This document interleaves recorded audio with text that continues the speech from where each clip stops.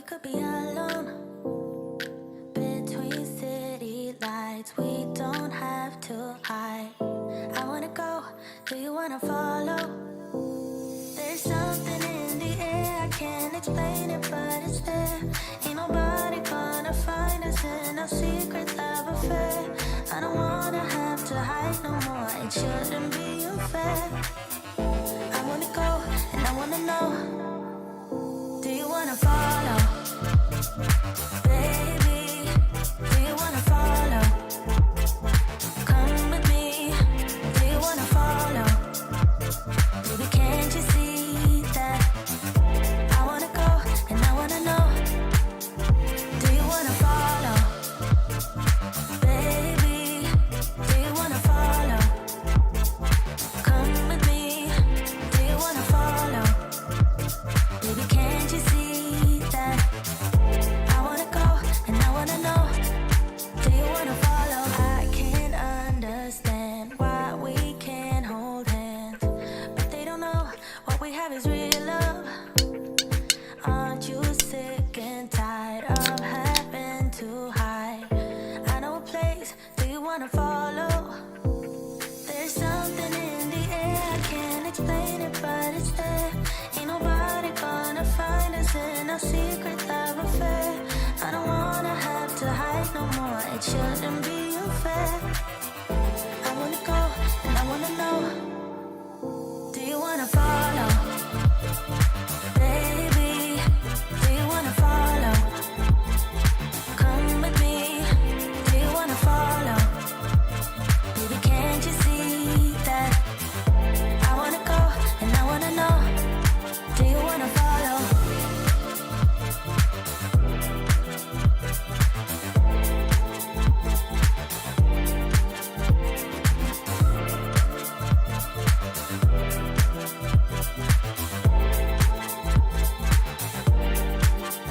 Do you wanna follow? Baby, do you wanna follow? Come with me, do you wanna follow? Baby, can't you see that? I wanna go, and I wanna know, do you wanna follow?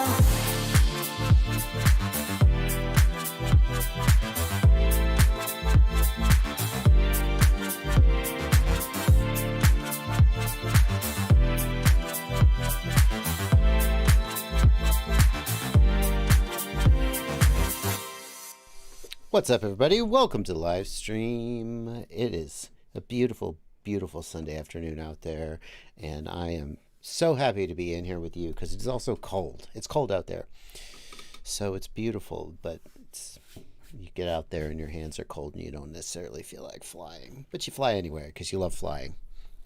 Yeah, that's what I did yesterday. It is snowing in Ohio. Dennis Matovich. I guess that's a good reason for me not to live in Ohio, as if I needed more excuses. Right, Ohio, am I right? I think I'm going to be an insult comic, but instead of insulting people, I'll just insult the states that they're from. What do you think of that? Yeah. What do you think? I don't know. Maybe it would work. Oh! You know what I say every time I get into Ohio? Oh! That's a dad joke. That's a dad joke. I'm joking there, but actually, to tell you the truth, there was a time when we were driving up through Ohio. My family was driving up through Ohio. Every couple months we'd do that, and every time we crossed the border into Ohio, I'd look at my partner, I'd look at Issa and go, "Oh," and then I would wait, and she had to say "Hi," and I'd say "Oh." And if she didn't, I would just pout until she did it. Until she would just like, "Hi." And I just cracked me up. It cracked me up so much. And that's why when I knew it was time for me to have kids. Welcome to life. Am I in focus? I think I am. Am I in focus? I think I'm in focus. Let's just make sure.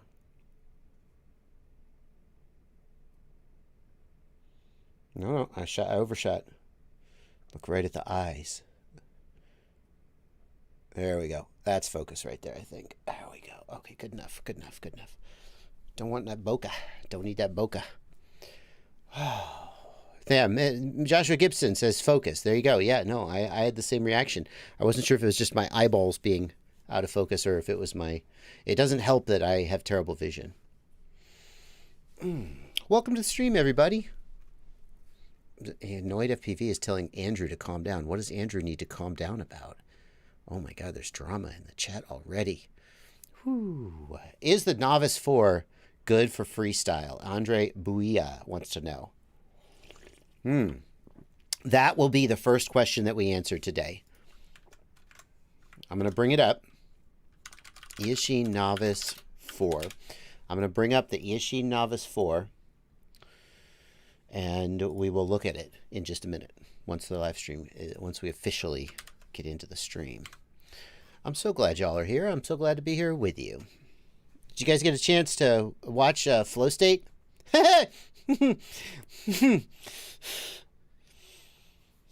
Yeah, some people did get a chance to watch it. I've been seeing, especially yesterday after they got... I have no idea. I just know what I'm being told. And one of the things they told me was that there was a flurry of connection attempts to a URL that indicated that someone was trying to like hack the film or download the film or reuse a ticket. I don't know. And that's one of the reasons they took it offline. But then they fixed the problem and they put it back up online.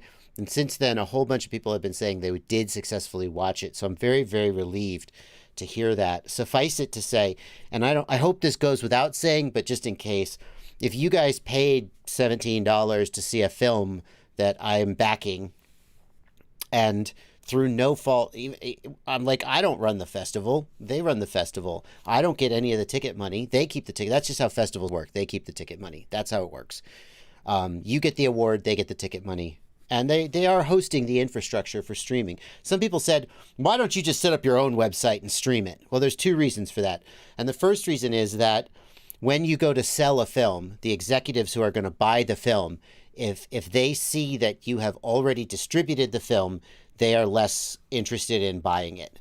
And it is entirely a perception thing. This is all coming from James Christensen. He has sold films. He's sold a film to Netflix in the past. He is more connected with the film industry than me, so I just take what he says as truth. It's totally a perception thing because you could do a private showing.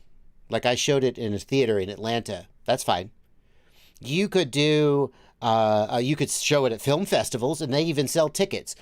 But something about you selling tickets to the public, the film is now sold, and they're less interested in it. I have no idea why, but that's how it is. So we can't make our own website and sell it because that would hurt our ability to get it distributed. But in addition, what makes you think we would do any better job than these guys did? People were like, oh, you should have made your own website and you would distribute it. And I'm like, I don't know how to make a damn streaming website. What makes you think I know how to do that? So anyway, I know that there was a lot of frustration involved in people who tried to see it. I'm glad that a whole lot of people did get to see it. And I'm sure that the festival was doing their best. And I have no hard feelings toward them. I know that people who paid money and then got the runaround do have hard feelings. And that is 100% deserved. And that gets to my original point, which was if you did buy a ticket and you didn't get to see the film, James and I have some ideas for how we could try to make that right for you. You either need to get your money back, or preferably we would like you to see the film. If you want to see the film and you paid to see the film, the ideal outcome is that you get to see the film.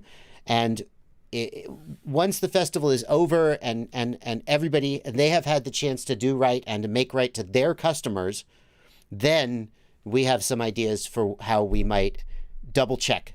Because I guarantee you there's going to be some people out there who didn't get what they wanted. And we're going to do our best to make that happen. So anyway, yeah, not to harp on that point too much, but I did want to get that out of the way. For example, James said there is a service offered by Vimeo.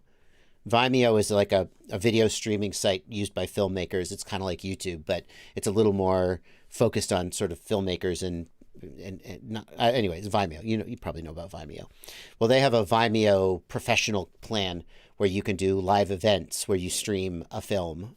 And like maybe we would buy a Vimeo professional subscription and then do a private event where people who bought tickets but didn't get to watch it would be invited to that, and we would just show it there. Well, why didn't you do that in the first place? You are probably asking, and we are thinking. 2 reasons. Number 1, the festival accolades matter. Winning an award at a festival matters in your ability to sell the film. It's all a freaking game. It's all a game. I know. When you have festival accolades, then people notice and they come buy your film. That's just how it works. And number 2, that's going to cost a fair chunk of money. And the idea that the festival can sell tickets, they take the money and they use the money to stream the film, and we're not out any money and people get to watch the film, seems like a winner. If we show it on Vimeo, we have to pay Vimeo for the bandwidth to stream the film, and it is not a small amount of money.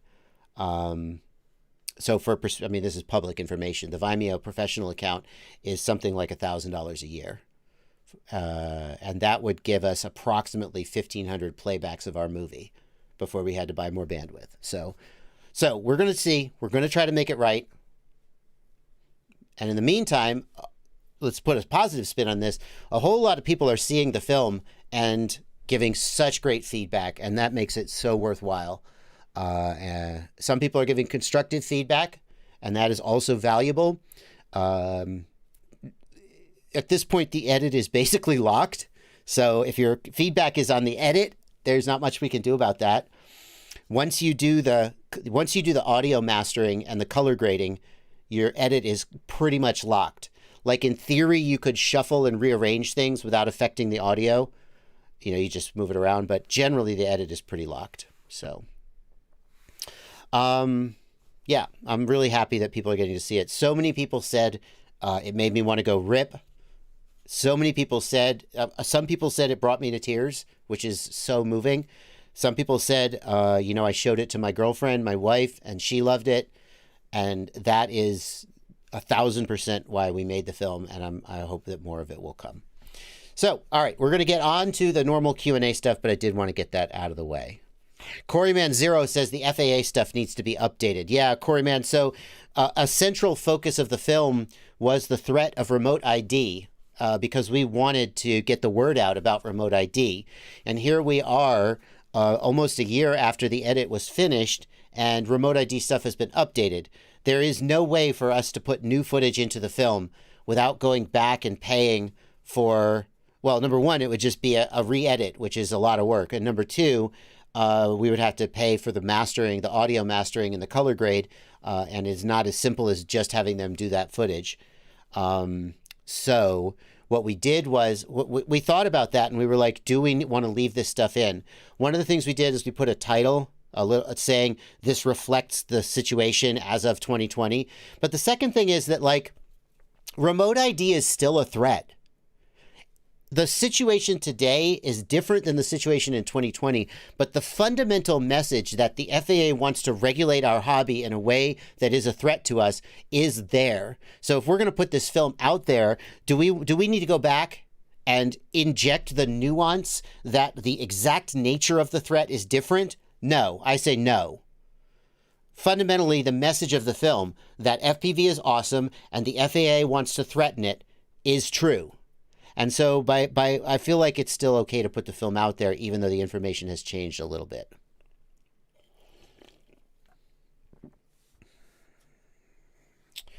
Alrighty.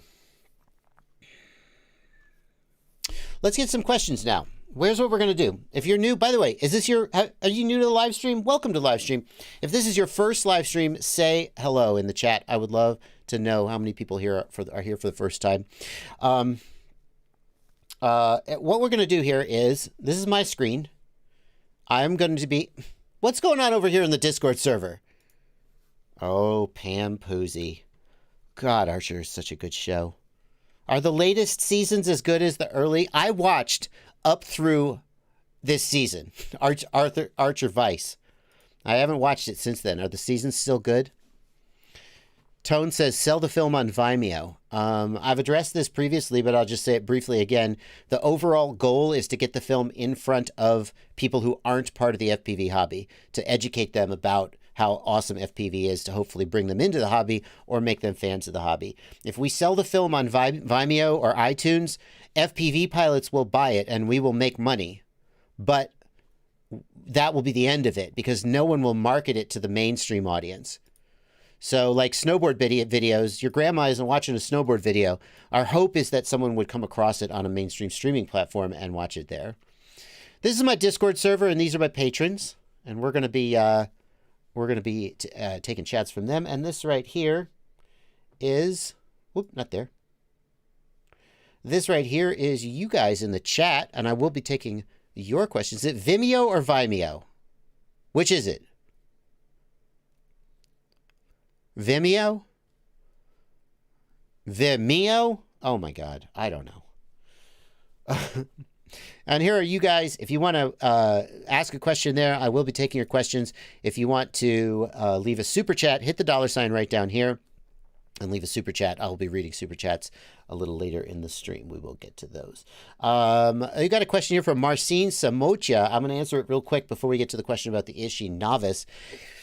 Is the Unify Pro going to be fine on 400 or 600 milliwatt and not overheat? It is, excuse me, pardon me, so rude. It is going to overheat if you do not have airflow over it, but that's okay. It doesn't hurt it to overheat. It just reduces its output power. If you have it in the airflow from the props, it will not overheat and it should be fine. Okay? So yeah, TBS wouldn't sell a video transmitter that you can't run at full power. Now, if you have the video transmitter inside, like inside the Nazgul Evoke with the side plates, so it can't get airflow, it might be overheating, but no. Let's go ahead and answer this question about the Ishi Novice. Is the Ishi Novice a good choice for a beginner? So the Ishi Novice is a very good choice in some ways, but there's a caveat. What's good about it is the TX12 controller is an excellent choice for a beginner. Like, that's a really solid controller. Most of these bind and fly, ready to fly kits just have trash controllers that obviously they work, but this is actually a solid controller that you can keep using forever. The goggles, the EV800DM, are fine. They're solid budget goggles. You'll outgrow them, but they'll still be fine spectator goggles. And the quad itself is actually not bad. So although this is more expensive than the $200 to $250-ish that you would pay for something like a Tiny Hawk Freestyle bind and fly, the quality of the components you get is much, much greater, and this is an absolutely fair price and a great kit. But the problem is that these 4-inch long-range style quads are not made for crashing. They're not made for crashing. They're made for long-range cruising. And I'm not saying it'll shatter the second you crash it, but look at those thin little arms. Yeah, it's lightweight, but it just, for a beginner quad, I really want it to have a lot of durability because beginners are going to crash all the damn time. And I don't feel like this quad has enough durability that I would recommend it for a beginner. Now, if you buy some spare arms and you're prepared to replace the arms, maybe it's going to be fine, right? And it is a very, very good deal.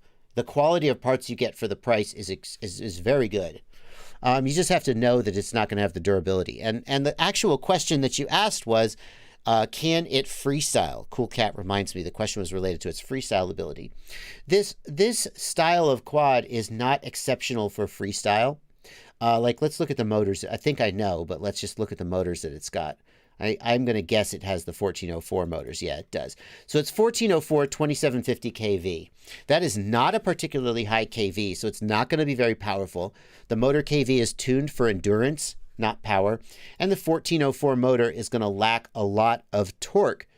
Like a great torquey freestyle motor for a 4-inch prop is like a 2004 or a 2104 or 2105. That is a fantastic torquey motor for freestyle, and even an 1806 maybe, although no one's using 1806 these days. 1404 is specifically designed to keep the weight of the quad under 250 grams and focused more on cruising. Now, I did test the iFlight Chimera with the 4,000 kV motors, and that's a little bit more power and a little bit more freestyle ability. It still isn't an ultra torquey motor and isn't going to have the best response and the best handling, but with a higher kV, you get a little more power. And you can always use a motor output limit to sort of scale the motors back if you want to save your battery life. So I love the idea of selling quads like this with like 4,000 kV or 3,900 kV motors. And then if the person wants to scale it back, they use a motor output limit because it gives them the option. When you've got a 2750 kV motor, you can't do anything to make it more powerful except replace the motor. So I would not say this is an exceptional freestyle quad, both because it doesn't have very powerful motors and because it is not very crashable. But obviously you can freestyle anything. And yes, Jorge Montalvo, you can change the motors if you prefer to. The problem with changing the motors, apologies for slurping. I know that drives some of you crazy. What are you going to do? What are you going to do? You're going to mute yourself when you slurp. Yeah, but I'm left-handed. I slurp with my left hand. What am I going to, hang on.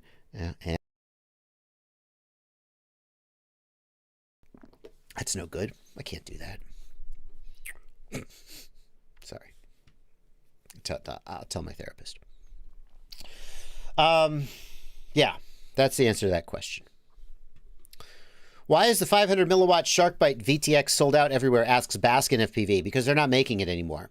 Because it had quality issues. The connection between the two boards was a source of failure. I'm pretty sure they're not making it. That's why it's sold out. Hopefully they'll make that 1 watt VTX. I heard that the 1 watt SharkByte VTX went into production, and hopefully it will be available soon. They've done an amazing job with the 200 milliwatt racing VTX.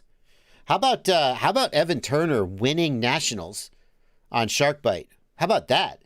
Like, if there was ever a sign that SharkByte has arrived, bingo. That's it, right? So, hopefully the 1 watt VTX will be here. When the 1 watt VTX is here, and if it's reliable, that will be the moment when I would say, if you have the budget, a general, like right now, there is no reason for a racer not to be on SharkByte if they want to be. Like, some racers are going to say, no, for this reason, I still like analog, whether that's price or durability or size, or it's just what they're used to, or whatever. But performance-wise, there is no reason not to, for a racer to shy away from SharkByte today. The range of the 200 milliwatt VTX is more than adequate for racing. You're going to be at 25 milliwatts anyway. The performance, the capabilities, the image quality, all of that stuff, it is ready to go. That's my take. And oh, well, Bardwell gave it his endorsement. No. Evan Turner gave it his endorsement. Don't listen to me. What the hell do I know about racing? I don't know anything about racing. Have you noticed? I don't say, like you asked me about a 5-inch freestyle frame. I will tell you my opinion because that's my bread and butter. That's what I fly. You ask me a question about racing and I go, hey, Vanover. Hey, Evan Turner, Alex Campbell. I reach out to the racers that I know. And I ask them what they think. Because racing is not, like if I say, well, this seems like a bad racing frame. I don't know. Does it win races? Do racers use it to win races? That's all that matters. So Evan Turner is the one who made it final for me.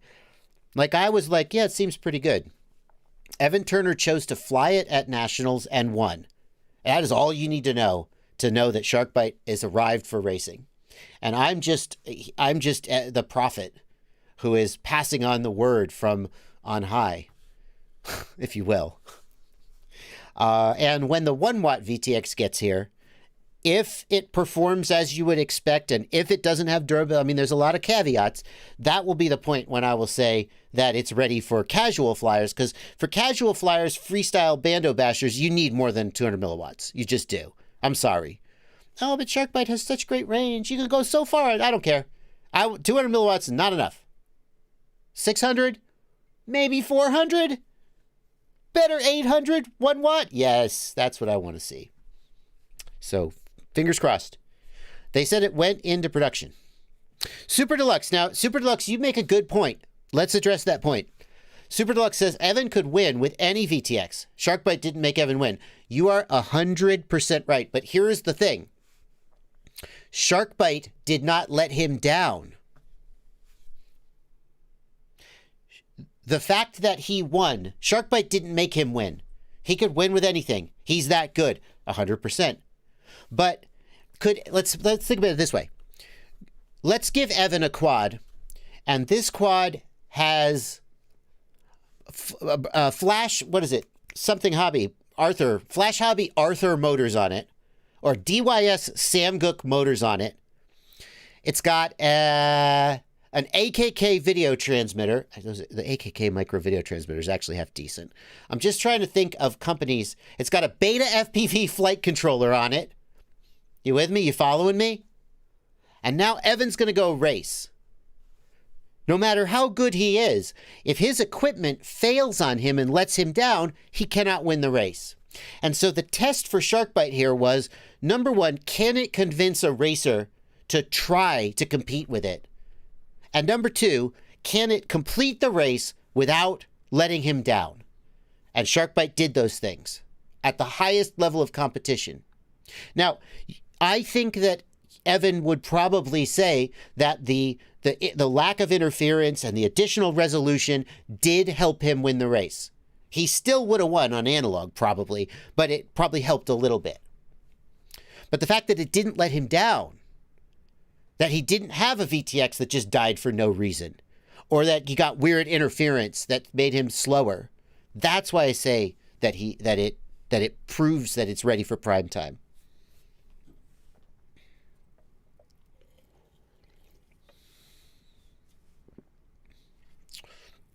Because when you're Evan Turner, you are used to using the best.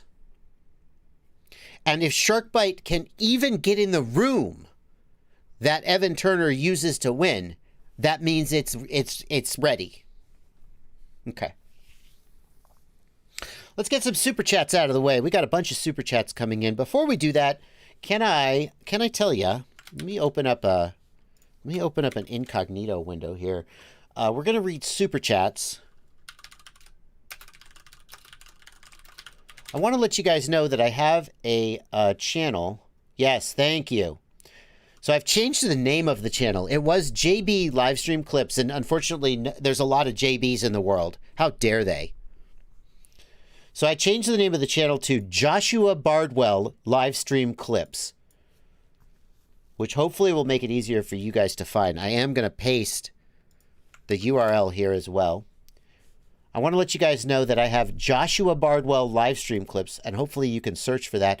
I will be taking excerpts from live streams, like that discussion about the he is she Novice. If you missed some of that, I will be re-uploading that to the Joshua Bardwell Livestream Clips channel, and also from the FPV News. I would love to have you as a subscriber over there. If you're interested, if you don't watch the live streams all the way through, or if you want to make sure you got the highlights, I'm still under 1,000 subscribers over there, so I'd love to have you as a subscriber over there if you are interested. Joshua Bardwell Livestream Clips is the name of the channel. Let's go ahead and read some super chats. Let's see the numbers on the new channel. I mean, you see the subscriber number right there. FPV Gizmo.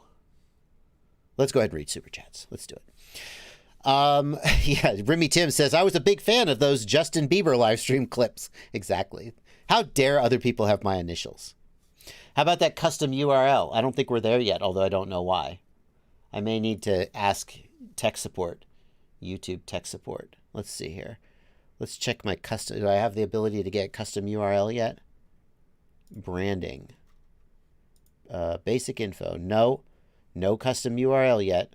Don't know why. Cannot have. That's unfortunate. How's my analytics doing? How am I doing? How about monetization? Am I ready to monetize yet? I need 1,000 subscribers. Oh, I'm 476 watch hours out of 4,000 required to monetize. So I'm a ways off from monetization. Still a ways off. Anyway, that custom URL is what I really want. I don't know why I don't have it. I think I should be able to have it. No, this is not the Justin Bieber stream. Yeah, within the FPV world, I am known as JB, but apparently there are other JBs out there. Pop, I think it's 100 subs, not 1,000. But, yeah. All right, let's read Super Chats. Justin Rice, the very first Super Chat of the stream.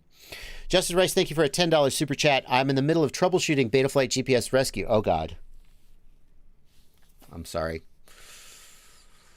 I performed your land far away and flicked the switch method, and the drone flew towards home, but it always just dropped when I tried to regain control. I wonder if you are flicking the switch to activate failsafe. So, Justin Rice, are you activating GPS rescue or are you activating failsafe aux mode? If you activate GPS rescue, it will fly towards home. And then as you get back towards home, you flip the switch back and retake control. If you are activating failsafe, then when it flies towards home, I wonder if you're just causing it to failsafe. I'm not sure. Justin Rice, I would like to know more about what you're doing. The bottom line is this. The bottom line is this, that GPS rescue is difficult to troubleshoot because it does not give you feedback about why it's doing what it's doing. So, like, I would love if the devs would, and I by the way, and I apologize, Betaflight is an open source project and the devs work for free in their spare time for no money. So people like me who whine about why don't they do it this way, I acknowledge that you don't owe us anything. Fine.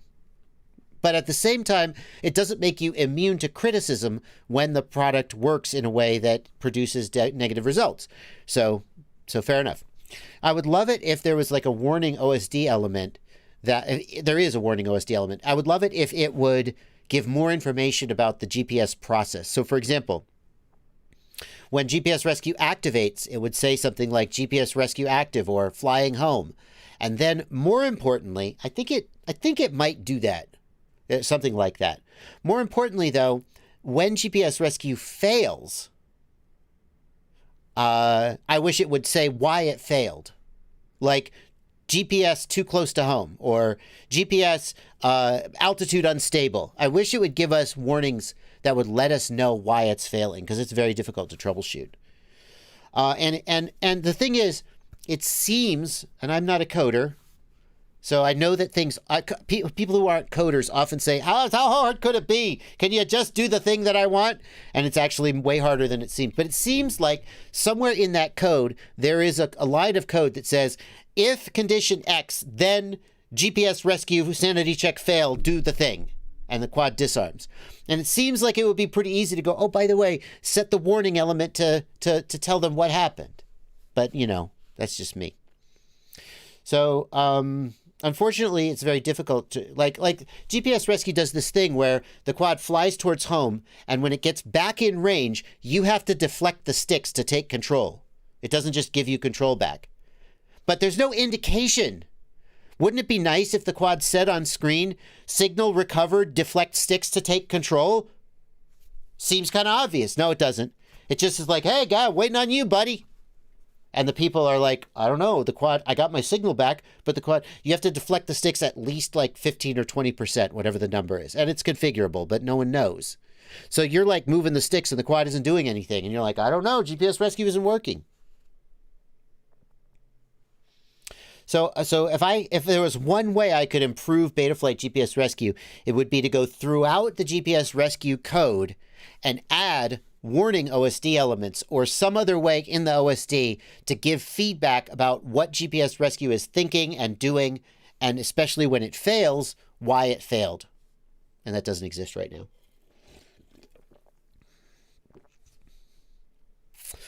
Alrighty. Thank you for the question, Justin Rice. Halo Walker. Oh, my shit. Halo Walker. Sorry. Apologies for the swearing. Halo Walker, I thought that was a €10 super chat when it first came in. I see that it is a €100 super chat. Halo Walker, thank you. Thank you. That's incredibly generous of you. Let's read the super chat. I want to thank you in the name of the entire FPV community for all you've done for us in our hobby. After watching Flow State yesterday, I was not only inspired, but also reminded of the fact that I wouldn't be where I am and who I am today without you. Thank you. Wow. I'm a little choked up, to be honest with you. Because Halo Walker, when I'm not sure how to put this. When a person who is 1 month into the hobby says, I made my first quad and I wouldn't have been able to do it without you, that feels good. But like, I know that I can help noobs. Like that is, I'm like, yeah, that's what I do. When somebody who is like Halo Walker is a DRL pilot, he got on, I first met him when we did the Velocidrone Combat Sim stream. He was on my Discord. He was a patron of mine. Probably still is, but he was. One of my favorite jokes. Mitch Hedberg. And I was like, shit, this guy's a good pilot. This guy's really good. And I knew he was going places. And sure enough, he got on DRL. When a really, really good pilot says, who's accomplished so much, says, I wouldn't be where I am without you, that hits a little different. When somebody that you look up to looks up to you, that hits a little different. So thank you, Halo Walker, and thank you for the massive donation. I really appreciate it. Yeah. All right. Thank you. Glad you liked the movie as well. Glad you liked the movie. The movie isn't perfect. I know that there are ways in which it probably could be better if we had all the money and time in the world. I was thinking about that yesterday, and I was thinking, James is the guy who shot and edited the movie. That is the movie that he was here to make. Could someone else, if Quentin Tarantino or Steven Spielberg, or who's the guy who does all the documentaries? Ken Burns. If Ken Burns did a documentary about FPV, would it be better than the one that James made? Probably. Well, Ken Burns wasn't there, and James was. And I love what he made, and I think it's wonderful. I hope you guys do too. Redbeard okay, let's move on. Redbeard the Pilot, thank you for a $5 super chat. I'm looking to compact my kit. Any insights on using a Ghost Light module on the Tango 2? Redbeard, I don't think you can use Ghost on the Tango 2 today because the Ghost module requires the radio to talk Ghost to it. Technically, you can talk a different protocol, like you can do PPM or something, but that would kill the latency, and that's kind of the whole point. When OpenTX is supported on the Tango, then you can use a Ghost module on it, theoretically. But today, I don't think you can. Now, here's the dirty little secret that people don't want you to know. When Ghost was in development, Ghost protocol was not in OpenTX, but they needed to test the modules. So the Ghost modules can actually talk Crossfire to the radio, just like Express LRS does. But when Ghost was released, they locked that out because, I wasn't in the meeting, but I assume it's because they knew that Trappy would have an absolute conniption if ImmersionRC shipped a product that used Crossfire in any way, shape, or form. And they just didn't want to do it. So in theory, it would be possible to use a Ghost module on, if somebody at ImmersionRC was to compile that firmware and give it to you, which they will not do, and you understand why. In theory, you could use a Ghost module on a Tango 2, but today you cannot. And it will be interesting to know because TBS has said that once OpenTX supports the Tango 2, they will not just, what'll happen is they will download the version of OpenTX, they will compile it and they will distribute the binaries. You will not be able to get those binaries through the normal OpenTX distribution channels. That is my understanding of what they've said when people have asked, when are you going to open it up? It will be interesting to see if they just compile the stock OpenTX, which allows the use of Ghost, or whether they take that out and don't give it to you. That would be interesting to see. Now, Mad Max FPV says compiling isn't too hard. Yeah, so Mad Max, I believe that Freedom TX is distributed. The source code for Freedom TX is distributed here on GitHub, as is required by by the GPL license. And it seems to me like if someone wanted to fork this and then put Ghost support into it and then compile that, it seems to me like that. Could you flash it though? That's the question. That's the question. So if you, how can you flash can you flash the code from SD card, or do you have to go through TBS Agent X? That's the question. I don't know the answer to that. Express LRS uses Crossfire, says 661 FPV, and Trappy said he doesn't care. I feel like it's one thing for Trappy to be okay. How many times have you heard Trappy say that ImmersionRC is ripping him off? Right? The Tramp video transmitter, Tramp remote control versus smart audio. When Ghost came out, they rushed Tango 2 to market so that they could say they did it first. And there's this constant backbiting between TBS and ImmersionRC, where every time ImmersionRC does something, someone from TBS is like, we did it first. They're just riding our coattails again, stealing our stuff. And you know, ImmersionRC is the same. They also are snippy in their own way. So both of them do it. But in the same way that you would never see an ImmersionRC VTX with smart audio support, because that would just trigger another round of accusations. I don't think you'll ever see. And I don't think Trappy would be okay with it. Trappy was okay when ExpressLRS does it because they're just a random open source project and whatever. And, you know, but if Tony Cake did it, I guarantee you, at the very least, there would be eye rolling from TBS saying, look at them riding our coattails again. I guarantee. That's my take. That's my take.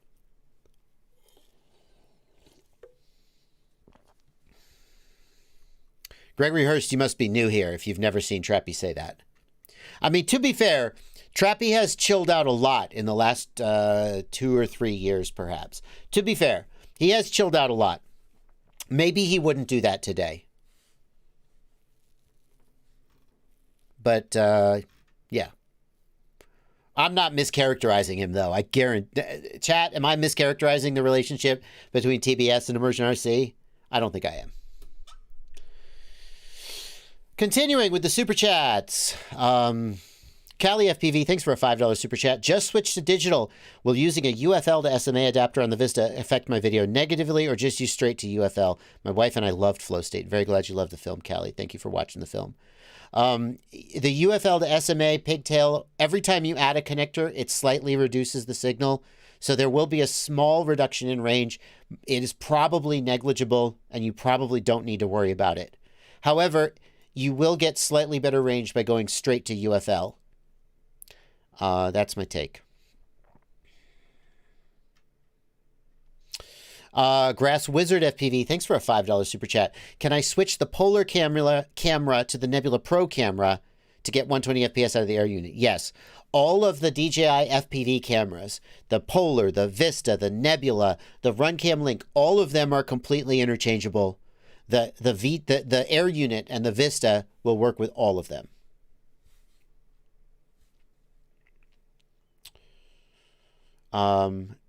Remy Tim points out in the Discord, Tony can also get childish at times. Yeah, no, I'm not. I just want to be really clear that both Tony Cake and Trappy can get. I mean, I just want to acknowledge both of them can be snippy and childish in their own ways. That's 100% true. Some of the ways in which I've seen Tony defending the new Orca transmitter have been a little cringy. And like, I see what he wants to defend his choices and defend his product, but it also sounds a little bit like you're talking down to people, and that's never a good look. And I say that as someone who is sometimes accused of talking down to people, and I struggle with it. Like, I don't think they intend to talk down to people. I think they just intend to share their perspective on why they did their product the way they did. But I was reading some of it and going, yeah, this is not the best you've ever looked. So I'm absolutely not picking on TBS and Trappy. That relationship goes both ways, for sure. Who would have thought? Egos in FPV. Well put, Ian Madstech in the Discord. Yeah. It's just if I criticize TBS in any way and don't immediately like put some ImmersionRC criticism on the other side of that scale, then the TBS fanboys will have a fit and say I'm picking on them. So anyway, moving on. We're moving on. We're getting out of here before it gets bad. Anthony DiStefano, thank you for a $5 super chat. Can you explain the 5.8 gigahertz band? How many video channels are in the band? Is there any difference between the receiver when scanning for channels? So the single best way, I think, to understand the 5 gigahertz band is to look at one of these frequency charts. Excuse me. Why didn't you mute? I didn't know I was going to burp. I'm sorry. Like, for example, here's one from Oscar Liang's website. I don't think did he make this? I don't know if he made this chart, but whatever. It's all the same information. So,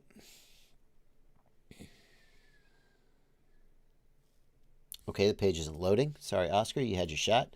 Now we're going to get FPV. So this chart shows the layout of the channels and the frequencies.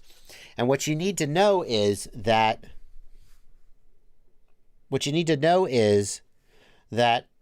here is the 5 gigahertz band from 5650 megahertz approximately up to 5950 megahertz or 5925 megahertz. And all of the channels are just an arbitrary decision about what frequency the video transmitter is going to use. Okay? So if we look at the F band, the Fat Shark ImmersionRC band, they decided that their channels would be 5740, 60, 80, 800, 20, 40. They would be 20 megahertz apart.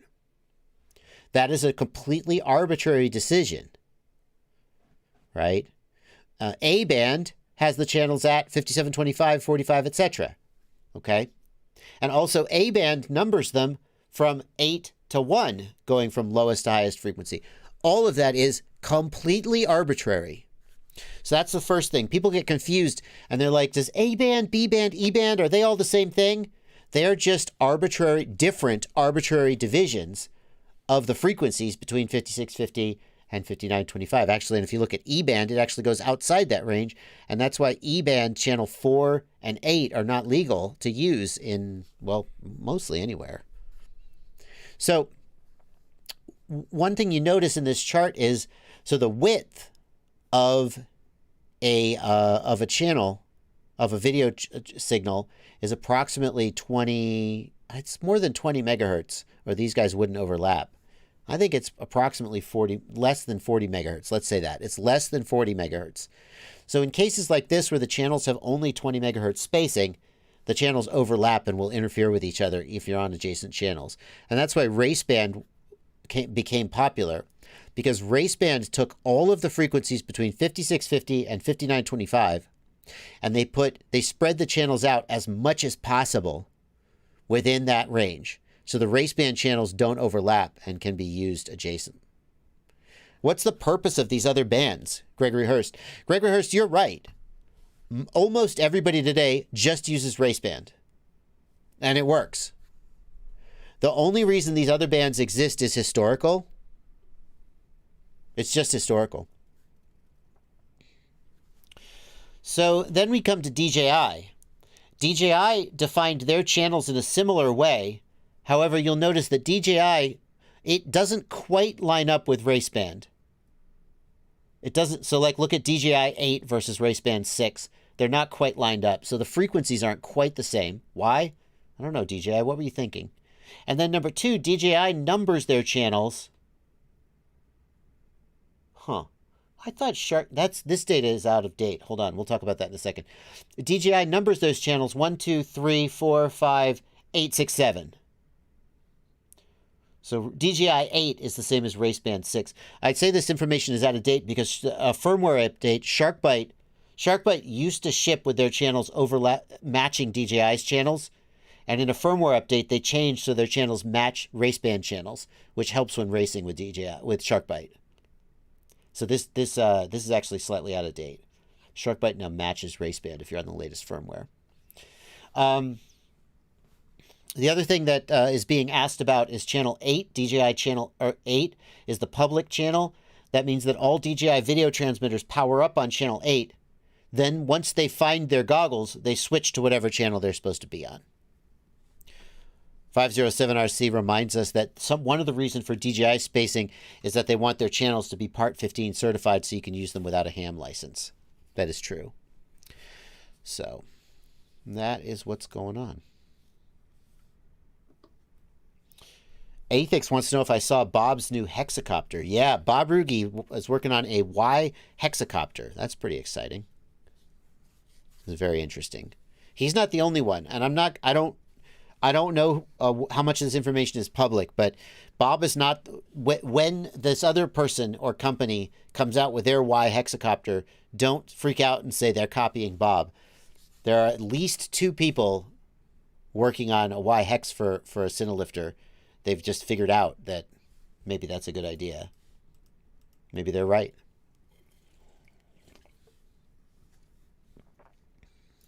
Be interesting to try it.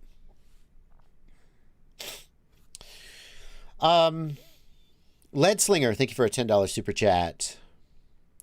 Thanks for answering my email about the runaway quad. I believe you're correct and the motor KV is too high. I'm going to get some lower KV motors. What makes them Cinewhoop motors versus something else? The Cinewhoop motors, there's nothing special about them. It's just the size of motor that is ideal for the prop and weight that a Cinewhoop is likely to be. That's all. Zimergy JWT, thank you for a $10 super chat. A 533 Tiny Trainer winter races start November 20th. Live stream at 3. It's at Skate Laborious, a 133-year-old Catholic church with a skate park built into it. HC0 is a sponsor. Media Outlaws YouTube for the stream. Yeah, I'm contemplating making the 7-hour drive out to wherever this is. This is last year's series, I think, because that doesn't look like the church that they're going to be in this year. That looks like some kind of a warehouse. I guess this is last year's winter series. What's the date on this? March 2021. Yeah, so they do a big winter series of races indoors throughout the winter, racing tiny trainers. Tiny trainers are super fun to race for those who haven't tried one. They're super fun to race. And it's kind of like whoop racing, but tiny trainers are way more powerful, way faster, and a lot of fun to fly. Not that whoops aren't fun to fly, but yikes, yeah. So that is starting November 20th. Where's the latest? Where is the latest announcement? It was on Facebook, I think. No, okay. Here we go. Here we go. Tiny Trainers Winter Series race. November 20th. No, can I have just a full screen? What do I need to do? This is the virtual track at Skate Laborious Social Club. This is the track, I guess, in Velocidrone. That's kind of cool. There we go. There's full screen. Where can I see a picture of the actual venue? Why is the Ben Shapiro show showing up? No. No, can I just... No, please don't... I don't... Don't put Ben Shapiro on my live stream. Thank you, Facebook. Thanks, Zuckerberg. Put some Sweet Baby Rays on that. Where's the announcement about this series? Here we go. That's what I want. Look at that. Yeah. St. Louis. Go to St. Louis and race a tiny trainer around this gosh dang church. What do you think about that? Woo! My God. Look at that nonsense. I saw that picture and I thought, I could go to St. Louis. I got a tiny trainer. That is crazy. That is crazy, huh? So November 20th, there's six races, and it's a series, so you can attend all the races, is the way I read it. And then you get to the championship based on series point standings. So obviously it's going to be a little bit of a bias toward people who live near St. Louis and can make all of the races. But there you go. What's a tiny trainer? Tiny trainer is this little 3-inch quadcopter developed by Evan Turner. It is sort of modeled after the racer that they fly in DRL. And it is just an absolute hoot to fly. It's a little bit heavy. It's still under 250 grams. It's a little bit heavy for a 3-inch though, and it's not like a toothpick. So it handles a little bit more like a bigger quad. It is just a blast to fly. It is not the best flying 3-inch. A toothpick that weighs less is going to be like, it's going to have like longer flight time and more agility. But that's like saying that an F1 car is better than like a big 1100 horsepower drift car. You know, the drift car might get a slower lap time, but it's going to be fun in a different way. That's not a perfect analogy because it suggests that the tiny trainer is slow, and it really isn't slow. And frankly, the tiny trainer may be faster than a toothpick because it has a larger battery, for example. But the point is, the tiny trainer it's a little heavy, which makes it feel like more like a 5-inch in my experience. You fly a 3-inch toothpick weighing, 75 grams, and it's just like, and then the minute you drop the throttle, it stops. Whereas the tiny trainer, it slides around turns a little more like a bigger quad. And when you drop the throttle, it carries its weight a little more like a bigger quad, and it makes it just really, really fun to fly. I don't know anybody who is selling bind and fly versions. I bet you, I mean, you really should build it yourself. FPV Crate has this bind and fly kit. I have a build tutorial, if you're interested. Oh, there it is right there. I have a build tutorial. Can you buy this kit? Is it in stock? Store. I don't know.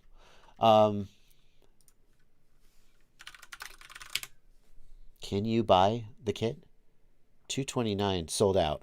So I don't know what you would have to do if you wanted the kit. You could probably buy the frame from 533. And to be a part of the series race, you need to have the tiny trainer frame and the tiny trainer motors. That's a requirement. So that is back order. Damn. Well, they've got to get more in before the race series because people are going to want to build it. Well, I don't know. I don't know about that. Anyway, it's a hoot. It's a real hoot. It's really fun to fly. Alrighty. Static FPV, thanks for a $5 super chat. I'm wanting to get into tiny whoop racing, but I'm in the middle of nowhere in Northeast Georgia. Help. Northeast Georgia? Northeast Georgia?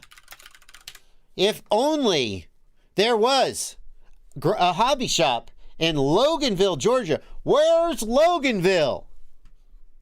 No, you got to be from Georgia in the 90s to know that reference. There was a car dealer who had television commercials.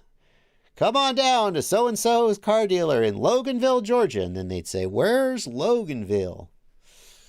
I lived in Georgia.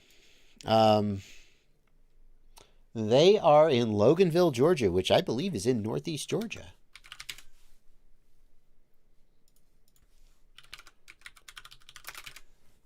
Northeast, middle of nowhere, Northeast Georgia. Where's Loganville?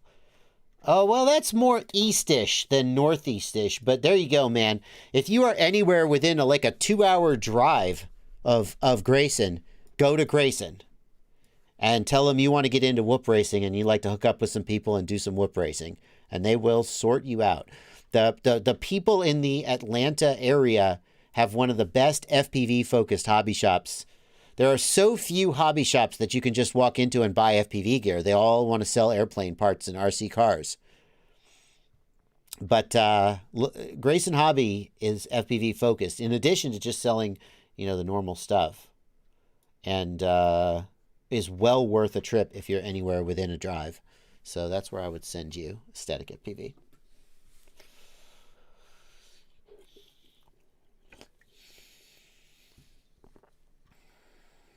Alrighty. You're caught up on the Super Chats.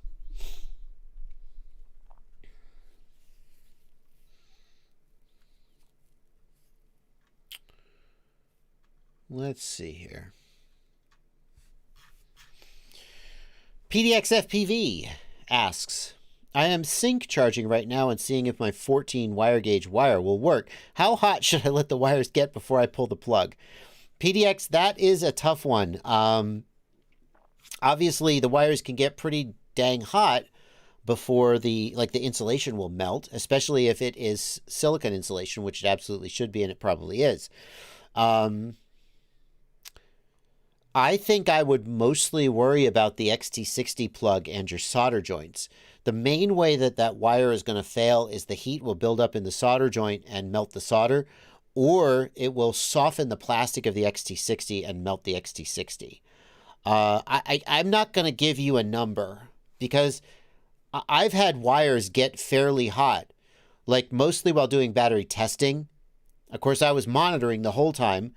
And I've had XT60s and wires get fairly hot when doing like a 120 amp discharge. I only did the 120 amp discharge for like 1 minute, and then it was over, and it let it cool down. There isn't a single answer there. How many amps are you pushing, PDXFPV? Like, I'm not going to give you a temperature because your wire could be a certain temperature, but especially depending on the quality of your solder joint, the solder joint to the XT60 could be much hotter. You know, 22 amps through 14 gauge, I think I would do that all day long and probably be fine. 22 amps, 18 amps, yeah, no, I'm fine with that. 18 amps through 14 gauge or wire is probably fine. Think about it. How many amps does your quadcopter? Most batteries come with 1500 milliamp hour 4S or 1100 milliamp hour 6S. They come with either a 12 or a 14 gauge battery wire. And an XT60 connector, 12 gauge is the biggest wire that it actually is designed to fit. That's what it's designed for. Bigger than that, you're going to go up to an XT90. So an XT60 is rated for 60 amps and it's designed for 12 gauge wire. But if you look up an ampacity chart, they will tell you that you need much bigger wire for 60 amps. Why is that? And the reason is that when you look up an ampacity chart for like automotive wiring or home wiring, they are assuming, number one, that the wire is enclosed. Like in a home, the wire is inside the wall. And they are assuming a continuous discharge at that rate. So an ampacity chart for a 14 gauge wire is going to tell you, well, we don't have to guess. We could look it up. Let's just look it up. Here's an ampacity chart. 14 gauge wire, copper wire at 60 degrees C, maximum 50 amps. So why then do we put a XT60 connector rated for 60 amps on 14 gauge wire? And the answer is two things. Number one, the wire is very, very short. Do you notice that nowhere in here do they discuss the length of the wire? Just making sure I'm right about that. They don't. The longer the wire, the greater the resistance of the wire. How can you give an ampacity chart without taking into account the length of the wire? And the answer has to be that they are assuming a certain maximum length of wire. And if you're using less wire than that, then you can exceed that amp rating because the resistance will be smaller. So when you've got a 10 centimeter battery lead, you can push 60 amps through 14 gauge without excess heat buildup. The other thing is that you have airflow because batteries are out in the air and you're flying a quadcopter, so you have active cooling, and you are not pulling 60 amps for very long. Like if you actually pull 60 amps out of your battery, you're going to be done flying in 1 minute to a minute and a half, so you don't have time for heat to build up. Now, PDXFPV is asking about charging his battery, and that's a little different because you could spend an hour charging a battery and you're going to have more heat buildup, and you don't have active cooling of the wires and connectors because it's not on a quadcopter. So you will need to be a little more conservative when you're charging, but 20 amps through a 14 gauge wire, even if we look at this ampacity chart, which is very conservative, it says 15 amps is fine. So I think you're probably fine at 20 amps. Especially because this is at 60 degrees Celsius. If you're inside your house, it's not 60 degrees Celsius, is it? Is that the wire temperature? Oh, maybe that's the wire temperature, not the ambient temperature. Is this the max temperature the wire is going to experience? No, that can't be ambient. 140 Fahrenheit is. So they're saying to keep a 14 gauge wire under 60 degrees Celsius, you need to run 15 amps. If you're going to go to 75 degrees Celsius, you can go to 20 amps. But I'm willing to bet you're going to stay under those numbers because of the length of your wire. All right, there's some information. PDXFPV, hope it was helpful.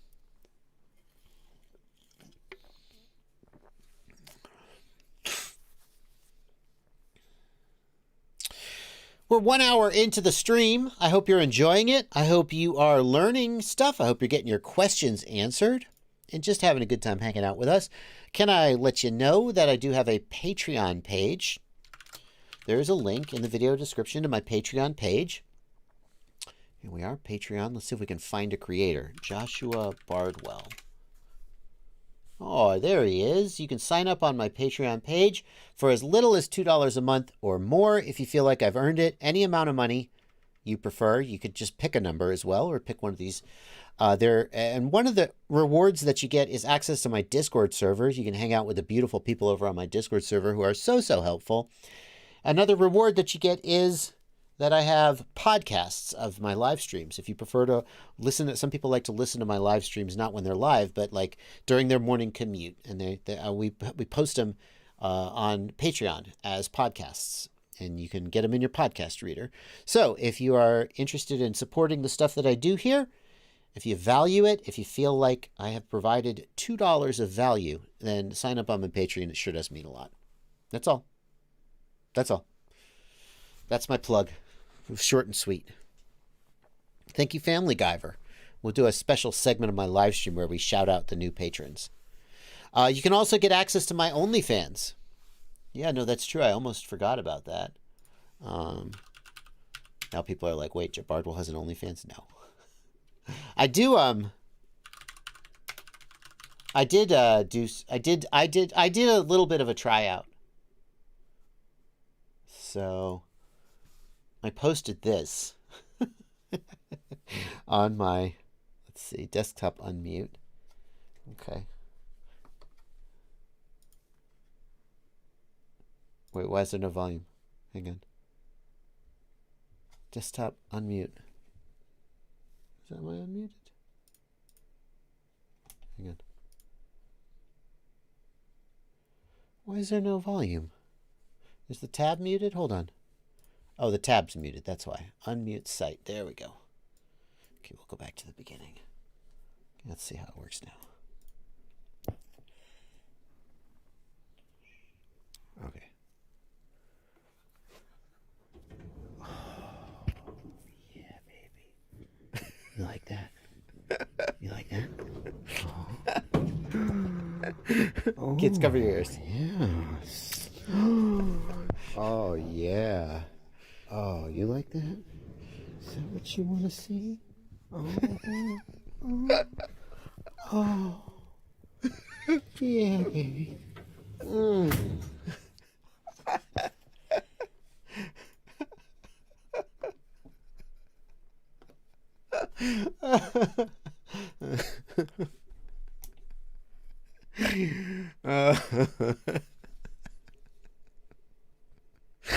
Okay. Enjoy that. Someone in the comments said my wife asked me what I was watching. It did sound a little pornographic, didn't it? That's all the reason 507RC needs to stay off TikTok. Yes, it's true. You want to know the best part, though? Hang on. The best part. This made me so happy. This made me so happy. Hold on. Hold on.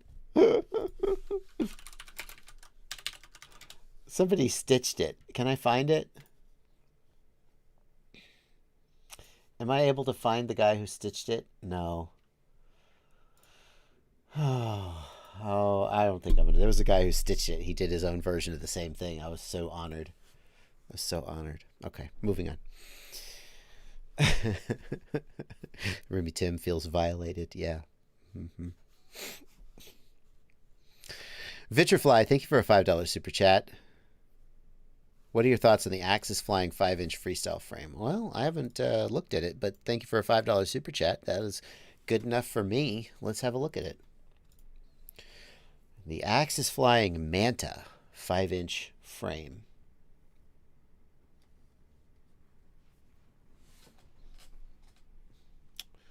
Page is not loading. Oh, there we go. Hello. Let's see what we got here. Those arms are pretty thin. Narrow arms. Curious about durability. Not a deal breaker, but definitely noticeable. Metal front end, I like.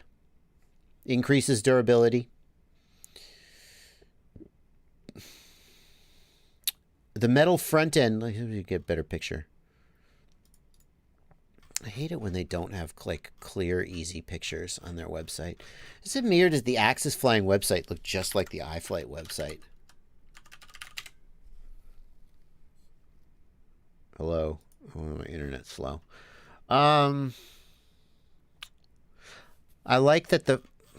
Can I see a close-up picture, please? There we go. I like that the metal front end ties into this standoff. Because if you think about the way that stresses are going to go into the frame in a frontal impact, you're going to get stress pushing this way, right? And that is going to translate into downward stress on the top plate. But by putting the standoff here, we sort of box that in. And that all translates now into a backwards stress.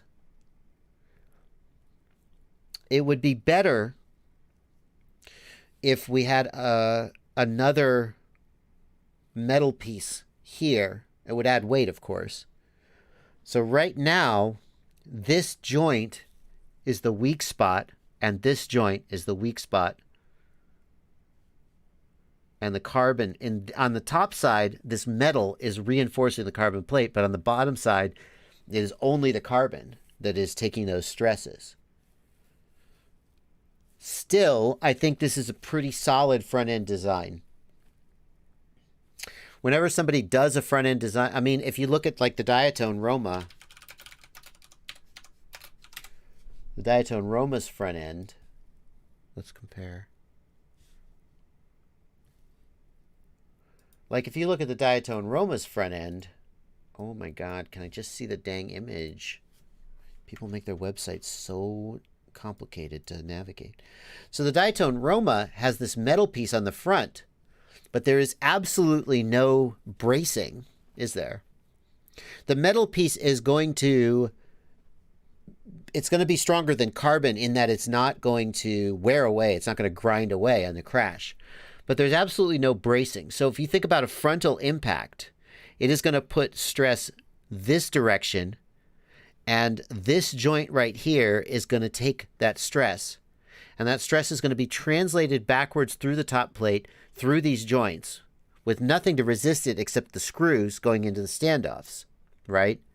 But it's only the carbon that is taking that stress. Whereas if we compare to, oh, there you go. Those websites look very similar. Anyway, if you compare to the Manta frame, I really dig that they have got this sort of truss structure. I don't know what the right word for it is. They've gone all the way back here, and that is going to help reinforce that some, right? Now, on the bottom plate, you have the exact same scenario. But so will we just be translating stress down to the bottom plate and wear out the bottom plate faster? Like this right here, just in front of this standoff, is a common breakpoint for this style of frame. They got 7075 aluminum standoffs. That's nice. 7075 is a more premium aluminum. It's harder.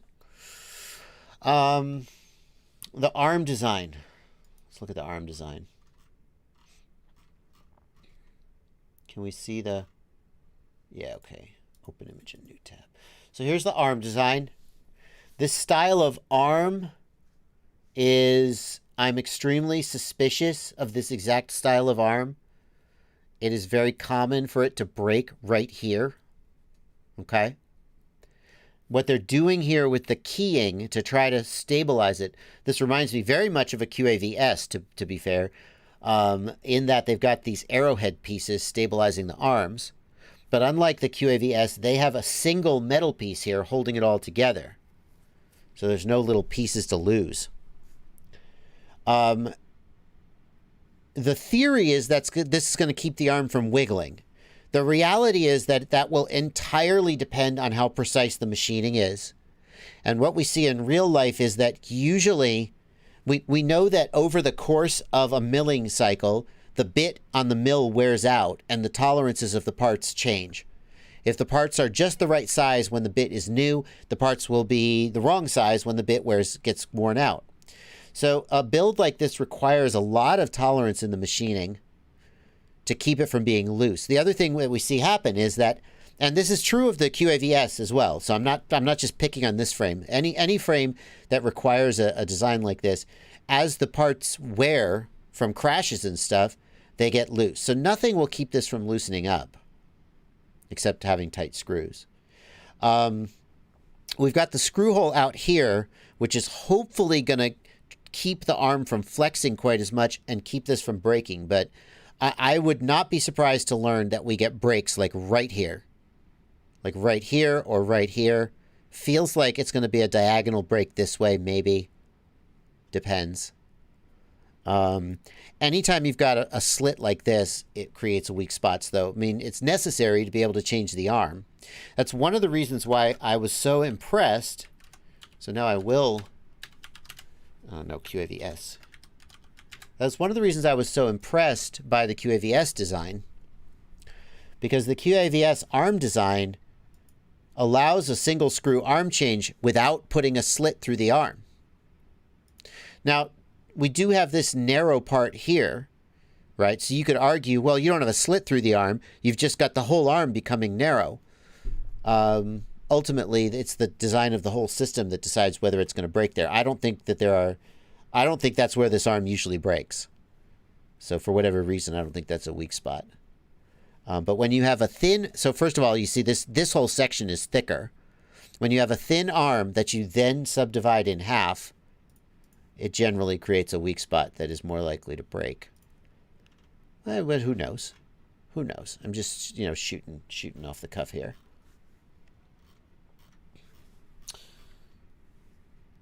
It's an interesting design. Got 30 millimeter and 20 millimeter mounting. We got 30 and 20 in the rear. That's nice. Is that true? Am I reading that correctly? Can fit a full air unit in the back. Some people are going to like that. Other people will not see it as an advantage.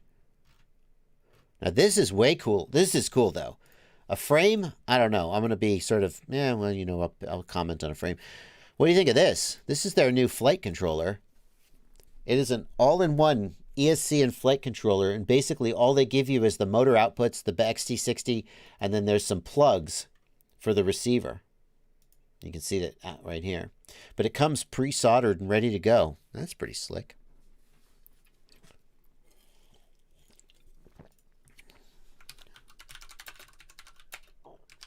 Let's look at the iFlight arm design.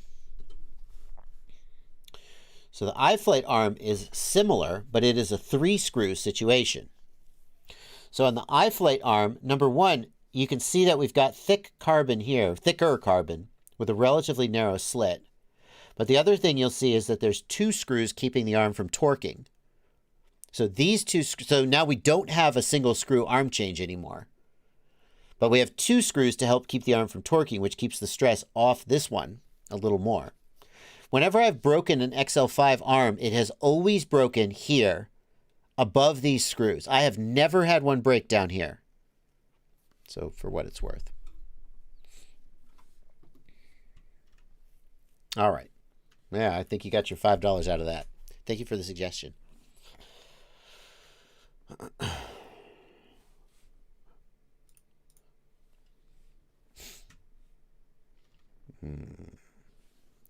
Willie FPV asks, regarding analog FPV, has PAL got better resolution than NTSC? Should I switch all my drones to PAL?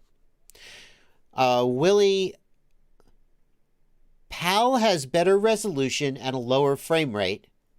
NTSC has worse resolution and a higher frame rate. Which one is better? PAL is 50 hertz, NTSC is 60, right?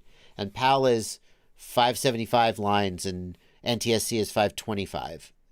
I'm not 100% sure I got that right, but the question is whether you want resolution or frame rate. Either way, it's a very small difference. I've heard people say that racers should prefer to be on NTSC because it's slightly lower resolution and higher frame rate. I don't know if I don't really care. I don't really pay a lot of attention to that because I use DJI for everything now. No, I mean a little bit, yeah.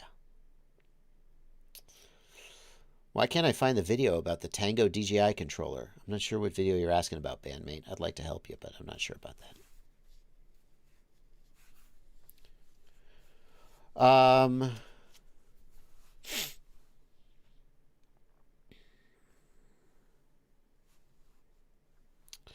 DM4DS Sanders says the milling bit diameter gets smaller over time, so the arms get wider and the cutout smaller. That makes the fit tighter, not more loose. Thank you. Yeah, I mean, I didn't really think through which direction it goes, but my point is that you can't have the tolerance be perfect throughout the whole milling cycle, especially because these folks are trying to, they're not changing that bit out, aggressively. They're trying to get as many cuts off that bit as possible before they have to change it out, usually. So regardless, the dimensions are going to change over time. And when you have a frame, that's one of the, when you have a frame, like what 533 does with the switchback is they intentionally deliver the arms slightly oversized, and they give you a file and they say file them down if you need to make them fit. And they acknowledge that they're not going to be able to get perfect tolerances every time. If the point is just, if the tolerance is perfect at the beginning of the milling cycle, it's not going to be perfect at the end. And if you design the parts so that it's perfect at the end, it's not going to be perfect at the beginning. You can't have it both ways.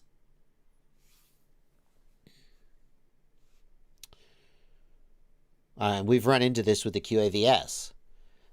Ryan has tweaked the design of the QAVS so that it can work correctly even as the tolerances change. And I don't know the details about how he did it, but we had some cases where there was a period of time with the QAVS where the arms would get loose too easily, and he tweaked the design so that somehow it would maintain its tightness even as the dimensions changed slightly.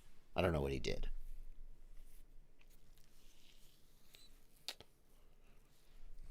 Gingerflow says if you're a good machinist, you can program the mill to adjust for the change in the width of the bit. He says milling is his job. Now that's cool. I didn't know that. Why don't we use water jets or lasers to cut carbon? MK asks. MK, I don't know the details. I'm not a machinist, and I'm only tangentially involved in manufacturing, but CNC machines are cheap and work to cut carbon. I'm going to guess it's primarily cost. Laser cutting carbon? Yeah. I'm going to guess that CNCs just, they produce the most cost-effective results. That's usually the answer, isn't it?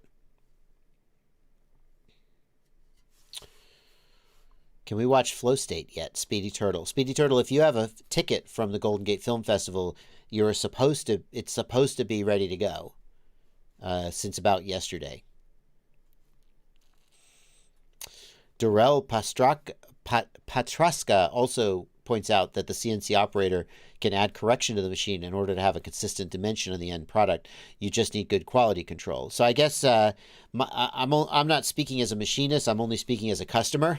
I guess the machinists that have been producing parts that I've dealt with have not been at you guys' level. I'm only speaking from my experience, and my experience is that here's what happens. They deliver you a sample, and the dimensions are perfect. Every piece fits together perfectly, and you go, this is good. And you order 1,000, and then some of the 1,000 that you ordered have tolerance that's all gone to shit. And they say, oh, yeah, sorry, we just needed to change the bit. And you're like, and then you have to figure out what to do about that. That's my experience. Maybe the machinists that we're using are crappy. By the way, I shouldn't say, you guys are going to assume I'm talking about Get FPV, and I'm not. Get FPV and whoever they have cutting their frames has been pretty solid. I'm talking about other frames that I've been involved with. They weren't my frame.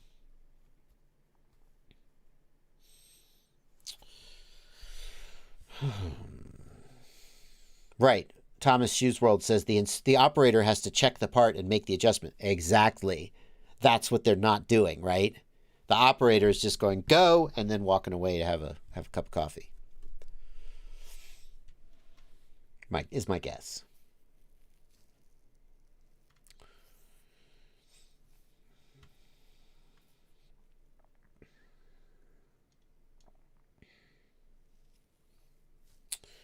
Will FPV gear go on sale for Black Friday? Asks Meepo Deep. Meepo Deep, there have been some early Black Friday sales already, I think. There usually are big Black Friday sales. I mean, Black Friday and the Christmas season are very, very important to retailers. Despite the fact that right now a lot of these retailers are struggling, they're going to find a way to do a Black Friday sale, right? Clearly.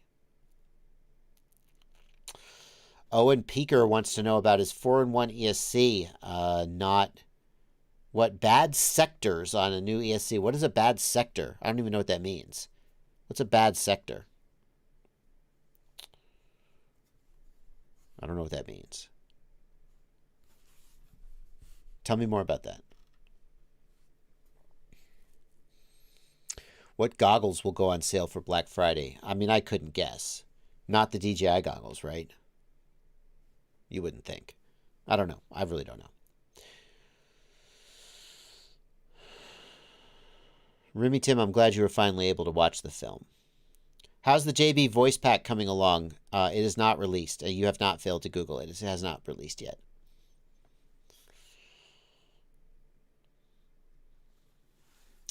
Owen Peakers, you're on 32 bad sectors on a new 4-in-1. I don't know what a bad sector is. An ESC doesn't have sectors. That hard drive has sectors. I really want to help you, but I have no idea what you're talking about. Bad sectors. Owen Peak is caught in it's like Matthew McConaughey at the end of frickin' movie it was that. Shit.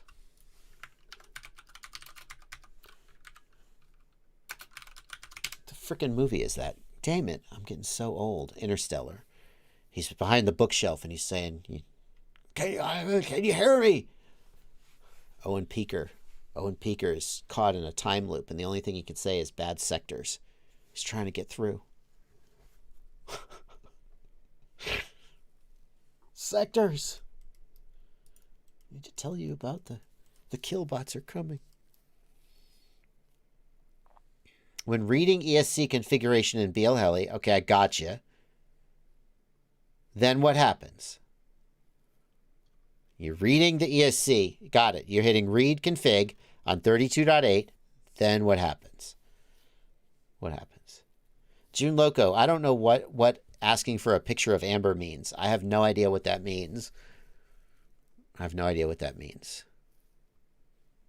So.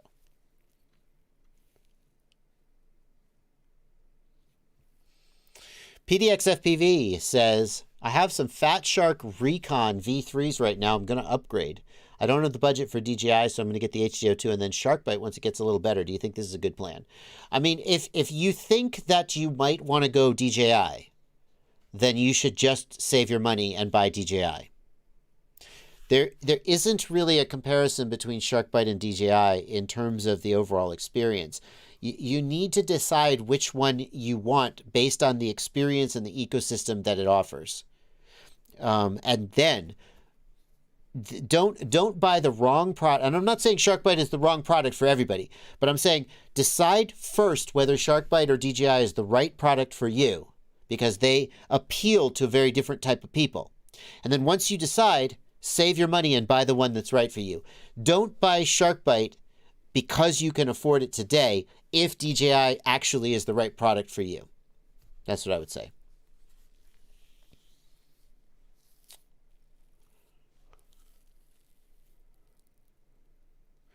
June Loco, I know the Amber that you are referring to. I have no idea why you think I have a picture of her, and I have no idea why you think it's a good use of the chat's time to beg me to show a picture of Amber. And if you call me a dummy, I'm going to get annoyed at you. So, take it down a notch, June Loco. Thank you.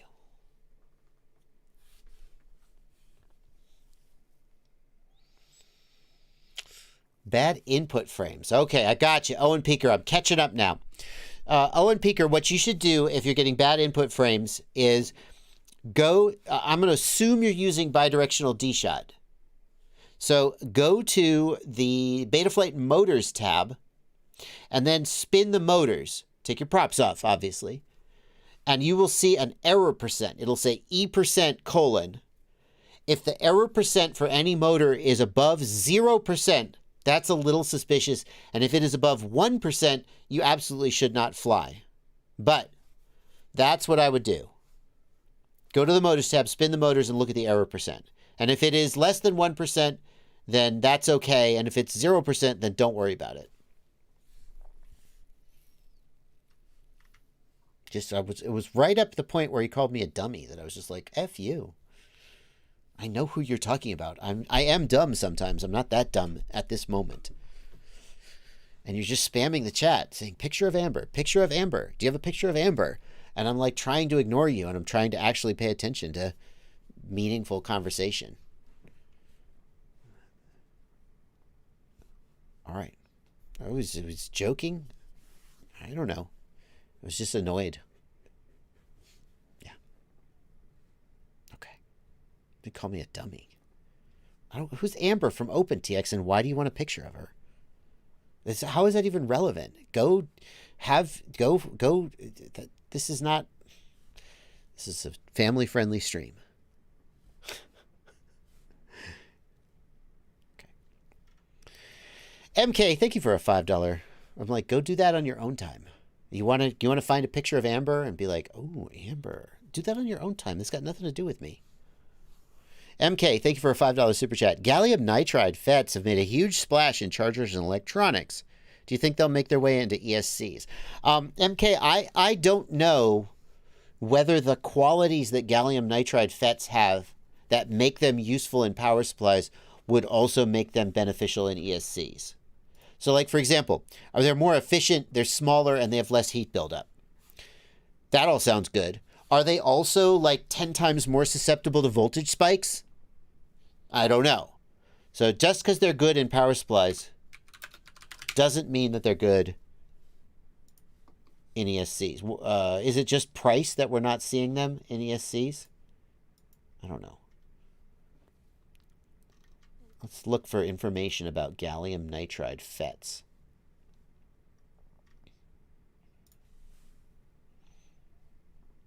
Integrated gate drivers, gallium nitride transistors switch faster than silicon MOSFETs, so we can achieve lower switching losses. That sounds good for an ESC. I don't know.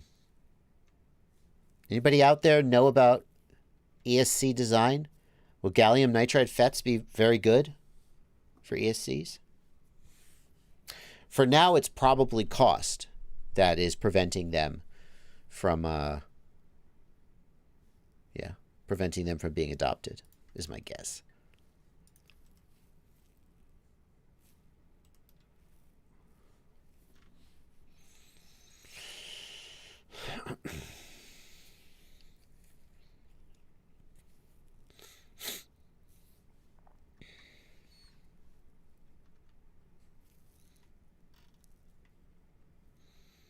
All right, we're caught up on Super Chats. Yay. What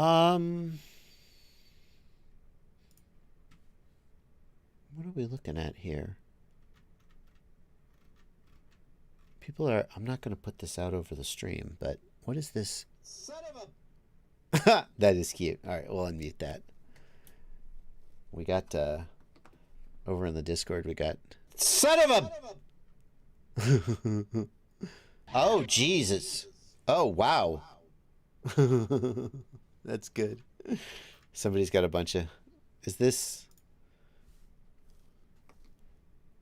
like a JB voice pack info?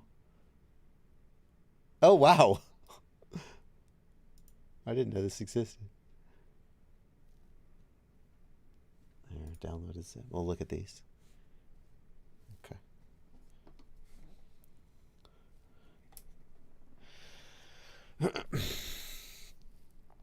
Death FPV, I would love to do a stream with Mark Ribley. I mean, I don't really feel like I'm on his level. I would definitely need to get a new robe, though. That's for sure.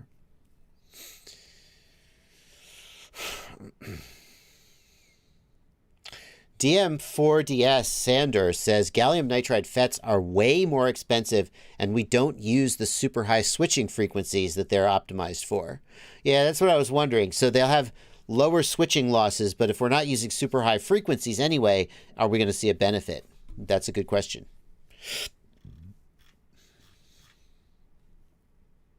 All right, let's see here. JB Sounds. Let's see what we got. Let me extract this too.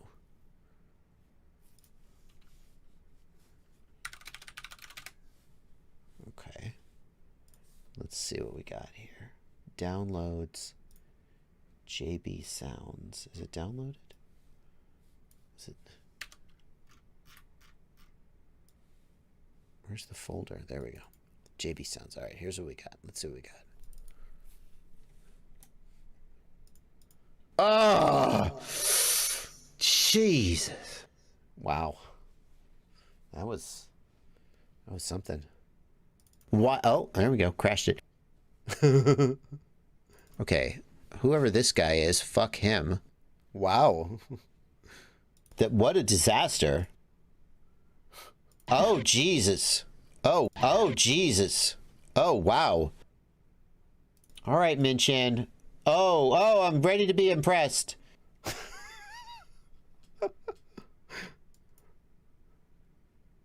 Sheesh. This is great. You guys are awesome. Shut up! Son of a... The fuck? Wow.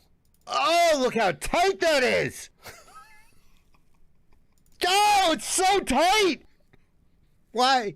Why did I say these things? It's so tight. Why did I say these things? I don't even know what happened there. What happened?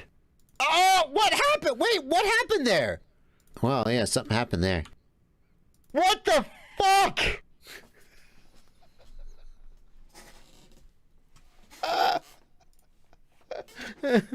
That's great. I think a lot of that was me watching Minchan Kim fly. That's fantastic. You guys are awesome. Thank you so much. Oh my God. That's great. I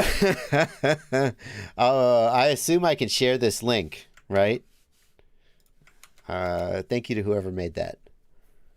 Thank you to whoever made that. There's the link. You can download that. Enjoy.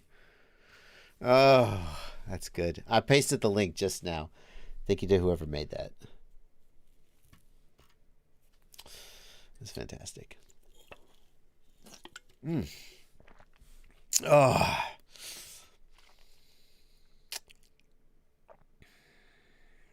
Oh, yeah. That voice pack. I got to get on. I got to finish that up. Yeah. All right. Sorry for people whose children were watching. Normally I don't swear very much, but that was a lot of swearing all at once. If anybody does make a JB soundboard, I'm doomed. You know, they have AI now that you can just feed recordings of a person's voice into and then just make them say whatever they want. I'm doomed because there's a lot of me talking up on the internet. Jesse Williams asks, thank God we have a question finally. Doc Ock says, I picked the wrong live stream for my 11-year-old to watch on his birthday. I am sincerely sorry, Doc Ock.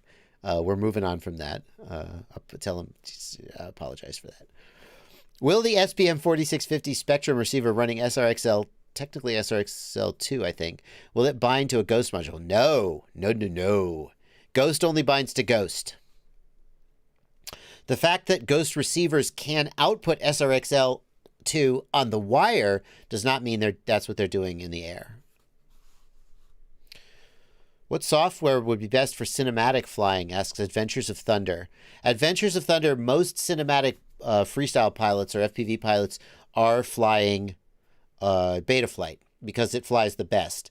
However, Betaflight has basically non-existent, untrustworthy GPS rescue.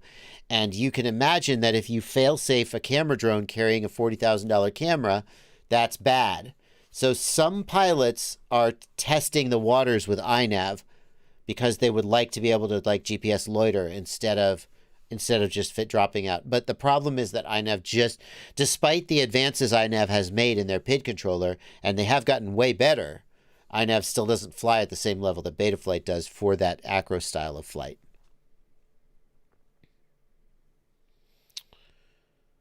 So Archimedes, I think Archimedes is the one who made that sound pack. So MK, I can't speak for Johnny FPV. Does he fly KISS? I don't know what he flies, so I can't speak for him specifically. I'm talking about the guys flying the camera drones. Certainly worth looking at KISS, because KISS does have GPS rescue, and people have said it's pretty good. That's worth pointing out. In fact, I was just talking to Tommy. Hang on a second. I gotta get this out of the way before I forget. I was just talking to Tommy about, what Betaflight has.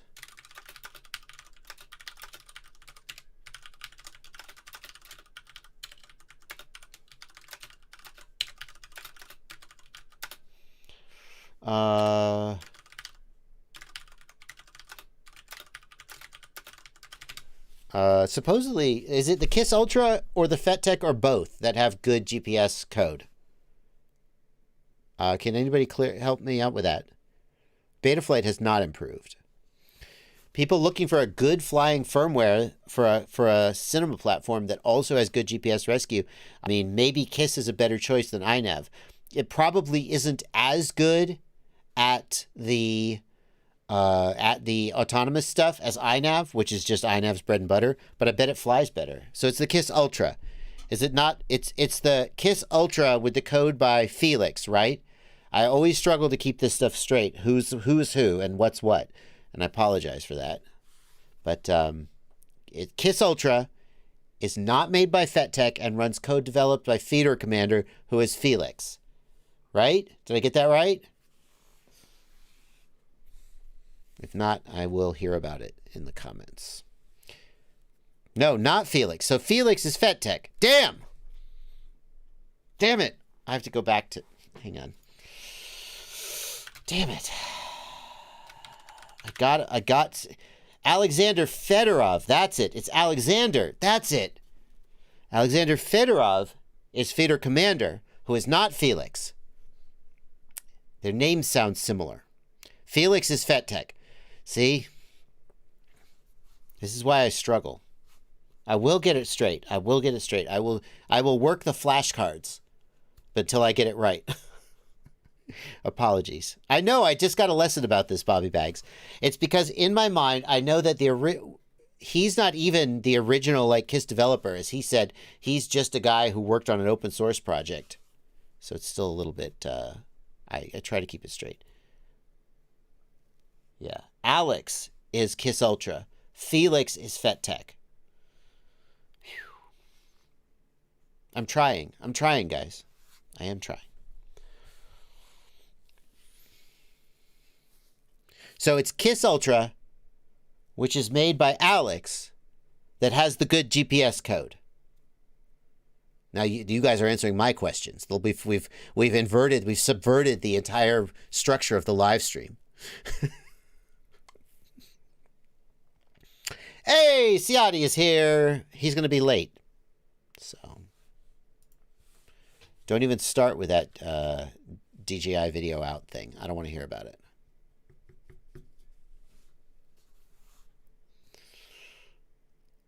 And Brian Malin is the main KISS dev. No, wait, he's just.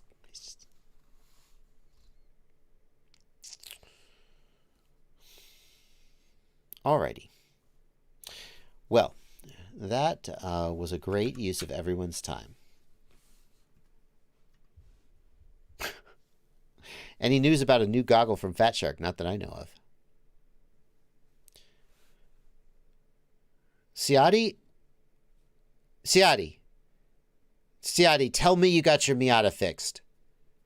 If you have any car, I'll be happy for you. But if you got your Miata fixed, I'll be thrilled. June Loco's back. Welcome back, June Loco. Is video over LoRa possible? Rocket asks. Rocket, I think that the bandwidth limits of the LoRa systems that we're using would not allow video. It is a relatively low bandwidth technology. I mean, in theory, if you reduce the resolution of the video sufficiently, you could get video through, but Johan Verrept wants to know when I'm making my Soval Humera video. Johan, to be honest with you, that whole thing is on pause because I could not get better results out of the Humera on my Ender 3 than my stock Soval hot end. Until I figure out why my Ender is not giving me better results than my stock Soval, I don't feel like it's a good idea to make a video claiming that I'm upgrading my Soval. So, and frankly, that if it sounds like I've been complaining about that for a long time, it's because I've kind of given up in disgust and have moved on to other things. So in theory, like I still have those parts, Johan, and in theory I may still make that video someday, but for now I'm annoyed with it and I'm not thinking about it. Fair enough.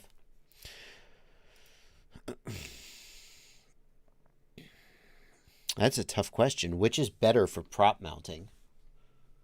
Of those two choices, I would probably go with the T-mount. I have never liked bullet-style prop adapters. Bullet-style prop adapters are difficult to properly tighten. They loosen easily if the the motor gets jammed or stuck. Although with these props, if they get stuck, the whole thing's going to be a mess. I would absolutely go with the T-mount style. Bullet adapters are like, what am I going to stick an Allen wrench through there and tighten it down? Give me a break. I would absolutely go with the T-mount style. Now, if somebody who actually uses these props on a daily basis says, "Oh no, you should use the bullet connector," then I will defer to them. But yeah, I would go with the T-mount style. Seems more secure to me. I don't think bullet connectors are not great. Wait, I thought JB hated T-mount props. I like T-mount better than not bullet connectors, bullet nut screws, whatever. Nappy FPV, thanks for €5. I have trouble binding to a Vista. The LED is green. Pushing the button does nothing. Nappy, if pushing the button does nothing, the button may be broken. That does happen. But pushing the button obviously should put it into binding mode. The other thing is make sure you're powering the Vista with at least 7 volts. Sometimes people run their Vista off of 5 volts and like it seems to work, but it isn't working.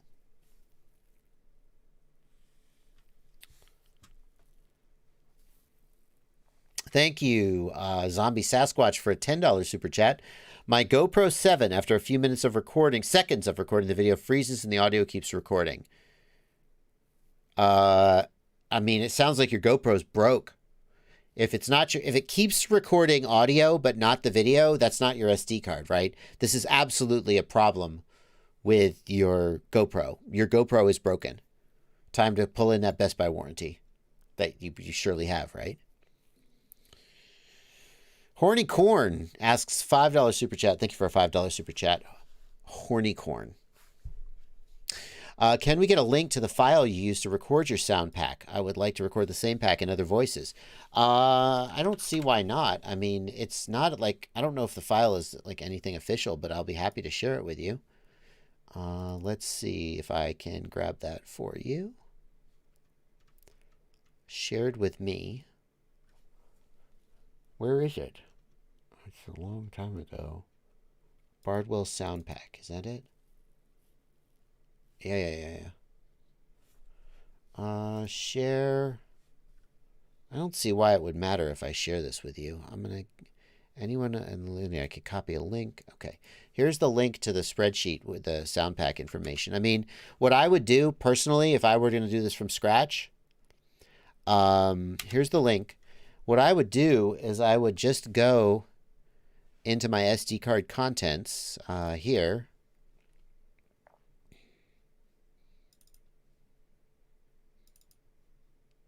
Go into the SD card contents. Hang on, let me zoom in here for you guys. Go into sounds. Go into your sound folder. And then you would just make each of these files for yourself, right? And then you will have duplicated the sound pack. In fact, even better, what if we did this? Oh, that's kind of clever. What if I did this? If I take Adobe Media Encoder, you could do this without Adobe Media Encoder. There's various ways you could do this, but I'm going to see if this would work. Any day now, Adobe. Just take your time. We're all waiting. It's okay if I'm passive aggressive toward an app on my computer. They don't have feelings. Wow. Get there faster, Adobe. Hey, it's hard. Okay, so then what I'm going to do is I'm just going to go here. I'm going to grab all these files, and I'm just going to drop here to stitch clips together. And I bet it will just stitch all of them together into one long wave file. Yes, I don't want HD. So what I'm doing there is I'm going to... Oh, that's fine. We don't need that. And I can just read them off, right? So I don't want H.264. We're going to go with MP3.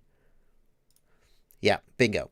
So now if I render this out, it's just going to be all those files. And what I can do is I can just play it back, and I can just say them as it plays and record them. That's how I would approach this problem. There's also, and I just realized this, there's also in this folder a CSV. Where is it? Hold on. Where's this? There we go. So here inside the folder is a CSV file which contains all the file names if you want to make your own sound pack that duplicates the system sound pack. Right? But the nice thing about, the nice thing is that we could just render this out and play it back, and it'll read them off, and you could just read them off. So, something to think about. Little tips there for anybody who wants to make their own sound pack, all three of you. Very good use of everyone's time.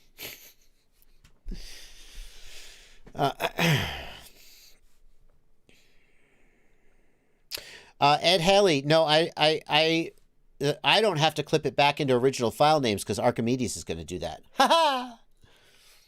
The thing is, it seems to me if you're going to make a sound pack, the right way to do it is to just do one long recording and then cut it into pieces individually, as opposed to try and record individual files.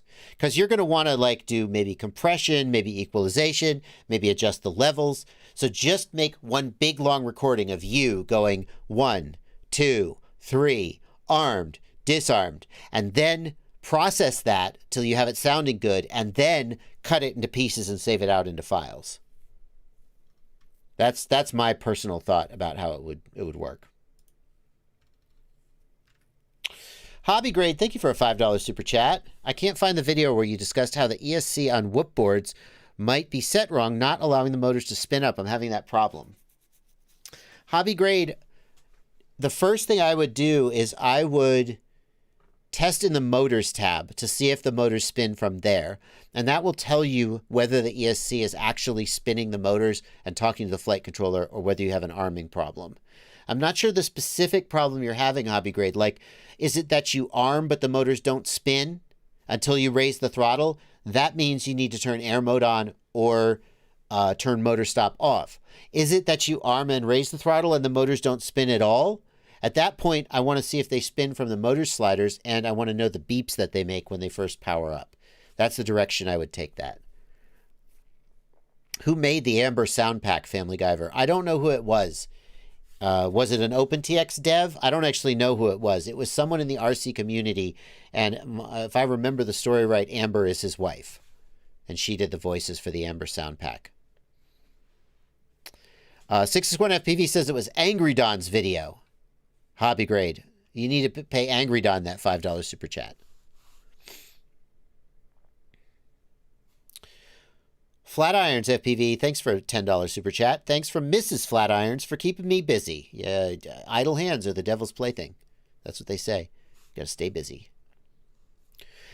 Scode FPV says the JB edition arms for the JB QAVS are out of stock. Can I order the standard QAVS arms? Yes, they are interchangeable. That is correct. The Johnny arms also work if you want longer arms. Joseph Kehoe wants to know about JB merch. Joseph, below all of my videos, there is a shelf showing stock from my Teespring store, where if you like, you can pick up some t-shirts and hoodies with some designs from some artists who made designs for me. Yeah, it's the closest I come to merch, but mostly I don't think too much about merch. So, mostly I let other people make merch for me. Is that box behind you a car battery enclosure? Asks Quattro Quattro. No, it's a plastic ammo can with a battery power supply in it. What does Potato Riot mean? Potato Riot is an old joke.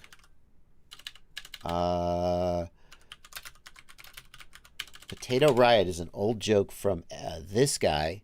Don't buy my merch. Buy FPV Drama Llama's merch, because their merch is way more interesting and exciting than my merch. FPV Drama Llama is an artist who makes these t-shirts and stuff. Let's just go to their t-shirts. Like, for example, here they were mad that Horizon Hobby did not fight hard enough for FPV with remote ID. So they made this shirt, Trees and Hobby, in the style of the Horizon Hobby. Here is FPV Drama Llama, Llama's racing drone. This is commemorating the time when Catalyst Machine Works had a banner at I.O. with basically this design on it, a photograph of women's butts. And people freaked out and didn't like it, and they took the banner down.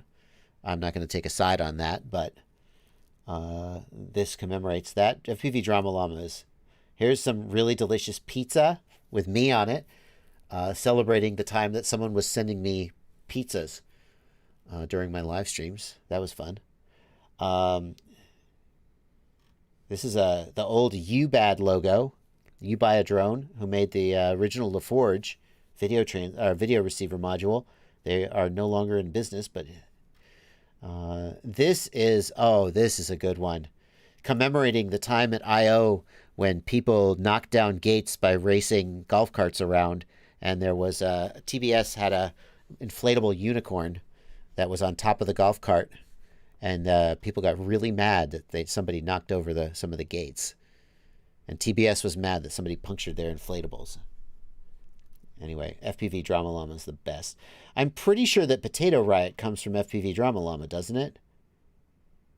Where is Potato Riot? Isn't it? There it is.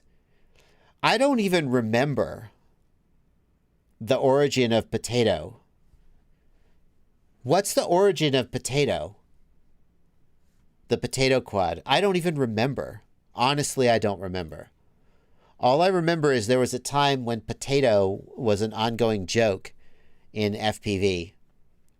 And somebody made a Potato Riot shirt like in the style of Rotor Riot. It has to have been FPV Drama Llama. Where is it? It's not here, though. I mean, it has to have been him. I don't know if he would have taken it down. I say him. I don't know that it's a man, to be fair. Say them. Where is the potato? I mean, I'm familiar with potato quality video. Where's Potato Riot? Who made the Potato Riot shirt? No, I don't know. It may have been a one-off. Huh. Oh, well. I'm familiar with the idea of filmed on a potato. What's the potato quad, though? It was like an ongoing joke for a while. Potato was just this ongoing joke. All right. Well, that's going to bring us... Oh, that's right, Mr. Huggy. Thank you for reminding me.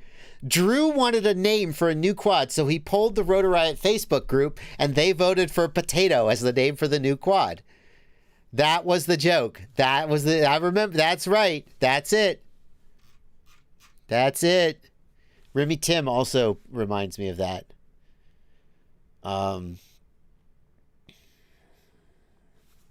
Yes. Potato Riot. Anyway, where was the Potato Riot shirt, though? It has to have been FPV Drama Llama. That's so up their alley. But I can't find a reference to it on their site. So I guess maybe it was a limited edition. No, no results. Anyway, yeah, go. I'm gonna just don't buy my t-shirts. Go buy t-shirts from FPV Drama Llama because they are hilarious. They're pretty niche. They're pretty niche. Like you have to have been there for a lot of these jokes. Like this one, no one will know why this is funny. No one outside of FPV and 90% of the people inside FPV will have no idea why this is hilarious. But it is hilarious. Anyway. Thank you guys so much for coming out. It's been a little bit of a weird stream. I feel like it's been a little weird. I hope you've had a good time. I'm going to get one... Well, Ciati is just setting up, so I'm going to get just a couple more super chats out of the way before we close up. Thomas Shoes World, thank you for a $5 super chat. Thoughts on the Mockingbird on whoops? That's IMU. In Velocidrone, they turn off all RC rates and adjust the angle mode settings and rate profile too for the whoops. I don't know about Velocidrone. Whatever Mockingbird does is probably good. That's what I'll say. Mockingbird does not screw around when it comes to tuning whoops. So I don't know specifically what you're asking for, but if Mockingbird puts out a whoop tune, my default stance is it is good. They really know what they're doing. Live UFPV, very good to see you, my friend. Good to see you. Hope things are going well with you. We are going to wrap up. We're caught up on Super Chats. I'm going to get out of here before anybody leaves another Super Chat. Thank you guys for coming out. I'll see you tomorrow at 8 p.m. Good luck, Ciati. Enjoy your car. I can't wait till you get that Miata back. I took my car out to a parking lot the other day. An empty parking lot. Please don't freak out. And I autocrossed it around the parking lot, with the only difference being that if I screwed up, I was going to put it into a curb or a light pole instead of just some cones. And I had the best gosh darn time, and it made me think of you, Ciati, and think that we need to get together and we need to do some stuff with our cars. So I hope you get your Miata back soon. That's going to do it, folks. See you tomorrow, 8 p.m. Eastern Time.